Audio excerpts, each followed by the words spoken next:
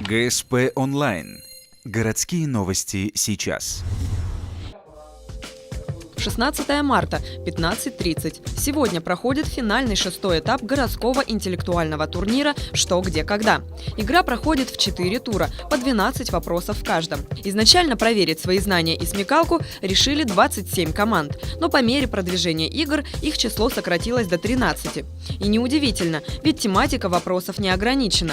Умникам и умницам нужно применить весь багаж знаний, от классики кино до исторических познаний.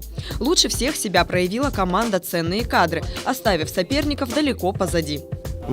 Результата того, что мы будем первые, честно, не ожидал, потому что я первый год играю.